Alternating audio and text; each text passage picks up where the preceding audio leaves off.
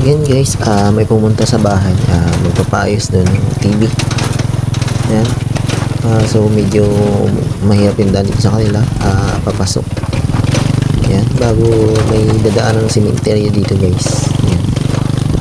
So talagang pagtagulan dito, hirap dumaan.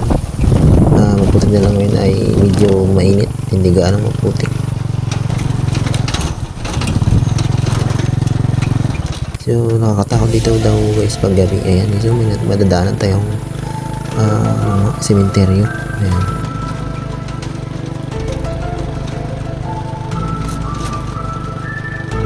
So sa unahan pa guys yung bahay nila ate. Ayan. So grabe lang talaga yung daan. Ang hirap mag video ng ano guys, no. Isang kamay lang yung hawak. Ayun nga guys, no, nadaanan natin yung mga anak ni ate.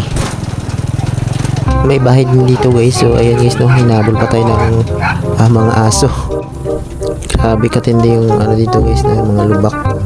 So medyo malapit na rin tayo guys sa papuntahan ko. Doon lang sa naunahan. Ayan, grabe yung lalim. So truck na yata yung dumadaan dito. Kalabaw. Ayan guys, yung Gandago Basakan sa kabila. Sa napakalayo. So ayan guys, lapit na tayo. Sa unang-unahan lang yan dyan. Ayan guys yung ano. So sa wakas na guys ay nandito na ako. Ayan. Ayan, parang wala pa yatang tao. Ayan dito.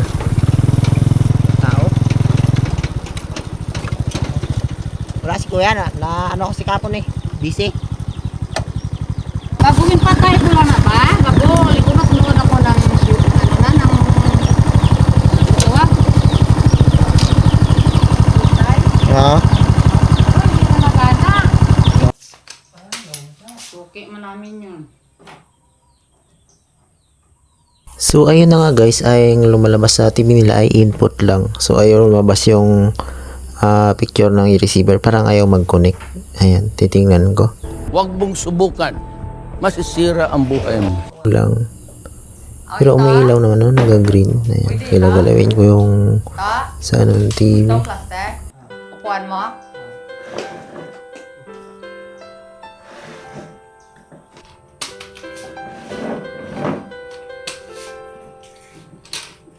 So ayun na nga guys, binigyan ako ni ate ng upuan.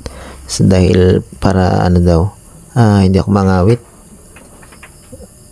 Katayo. So napapagod ako guys pag nakatayo ng matagal kasi.